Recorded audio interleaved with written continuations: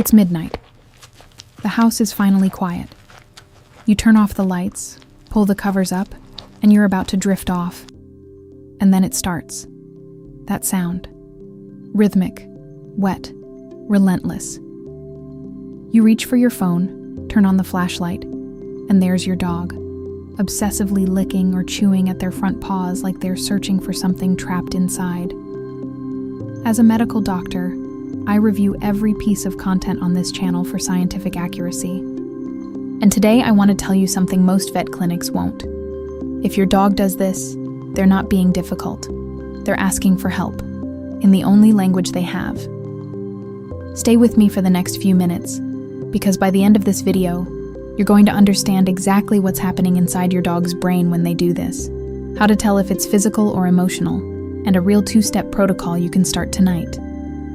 Let's begin. What's really happening in his brain? Most owners assume paw licking is a skin problem. They buy medicated shampoo. They switch to hypoallergenic food. They scrub the floors with nothing but water. And nothing works. Because the real problem often isn't in the paw. It's in the brain. When your dog licks their skin repeatedly and rhythmically, something fascinating and concerning happens neurologically. That constant motion of the tongue stimulates nerve endings in the paw, triggering the release of endorphins and enkephalins. These are your dog's natural painkillers, neurotransmitters that create a sedating effect, a momentary sense of relief, and a rapid drop in heart rate. In simple terms, your dog discovered that licking their paws is their own emotional anesthetic. It's the exact equivalent of you biting your nails unconsciously during a stressful meeting, or bouncing your leg under the table when you're anxious. You're not doing it because your nails hurt. You're doing it because the rhythmic motion sends a calming signal to your brain. Your dog operates the same way. The licking isn't the problem. It's the symptom of something deeper, and that distinction changes everything about how you respond to it. How an escape valve becomes an addiction. Here's where it gets harder to hear. What starts as a small emotional release, a one-time valve for momentary tension, can become a neurobiological addiction. The brain learns at extraordinary speed through association. The first time your dog licked their paw to release stress, their brain received a chemical reward: pleasure, calm, relief. The next time they felt bored, frustrated, or anxious, the brain didn't think, "Let's go find a toy." It sent an automatic command: lick the paw. That's where the calm is. Over time, this stops being a habit and becomes what behavioral science calls a stereotypy, a compulsive behavior the dog can no longer consciously control. The circuit is installed, and every time the behavior is repeated, the circuit gets stronger. This is why owners feel trapped in a loop. The shampoo doesn't fix it. The vet visit comes back clean, and the licking continues. Because you've been treating the paw, not the brain. Understanding this is the first step toward actually breaking the cycle. Is it physical or emotional? 3 clues you can check today. Before treating this as purely psychological, we have to rule out a real physical trigger. Here are 3 science-backed clues you can observe at home today. Clue 1. The symmetry of the licking. If your dog only licks one specific paw excessively, say the right front paw, there's a high probability of localized physical pain. A thorn between the pads, a broken nail, early arthritis, or an insect bite. When the cause is emotional or stress-related, the licking is almost always symmetrical. Both front paws, or front and back indiscriminately.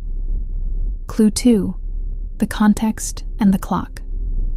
When exactly does it happen? If your dog licks right after returning from the park, it may be a contact allergy to grass or pollen. But if it happens primarily when they're alone, when you're busy at your computer, or right before sleep when the environment goes quiet, you've just identified an emotional trigger. Clue 3. The interruption test. While your dog is licking, say their name softly or drop your keys on the floor. If they look up immediately and get distracted, the habit is still manageable and behavioral. If they seem to be in a deep trance, you speak to them, you touch them, and they continue as if nothing happened. You're looking at a severe compulsive circuit that has taken root in their nervous system. and will need more structured intervention. The hidden cause. Nobody talks about. Here's the part most people never hear in a vet's office. Dogs are, by evolutionary design, problem-solving animals. Their ancestors spent entire days exploring terrain, tracking scents, making decisions, and earning their food through real cognitive effort. Now think about what most dogs' lives look like today. 10 to 12 hours inside an apartment. The same visual stimuli every single day. Food arriving in a clean bowl twice a day. Consumed in 45 seconds with zero mental effort. Walks reduced to the same block, leash tight, owner in a hurry. This creates what animal psychology calls chronic boredom and understimulation. Your dog's brain is a powerful engine running at full capacity, but stuck in neutral. And unlike us, they can't pick up a book, scroll through a phone, or clean the house to redirect that energy. That accumulated frustration becomes static electricity inside their body. It needs somewhere to go. And the only interactive object available 24 hours a day are their own paws. The licking is the symptom. The mental void is the disease. If this is already changing the way you see your dog's behavior, hit subscribe. We're just getting to the part that most owners never discover. How your own love might be making this worse, and exactly how to fix it. Comment below with your dog's name, and tell me when they do this most. I read every single one.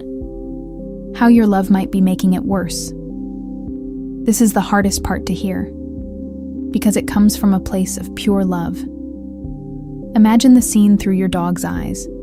They've been lying on the floor for 2 hours, feeling invisible while you answer emails or watch television. The silence is total. Overwhelmed by emptiness, they start licking their paw. You hear that rhythmic sound that fills you with stress, and you react immediately. You turn around. You look directly at them. You say, "No, sweetheart, stop that, not again." Or you walk over and pet their head to calm them down. In your human mind, you just gave a gentle correction or an act of comfort. But in your dog's brain, the learning was completely different. Their mind processed this. When I'm quiet and still, I'm invisible. But when I lick my paw, my human breaks the silence, looks at me, talks to me, and comes toward me. For a dog experiencing isolation anxiety or a deep need for connection, even a look of frustration is infinitely better than complete invisibility.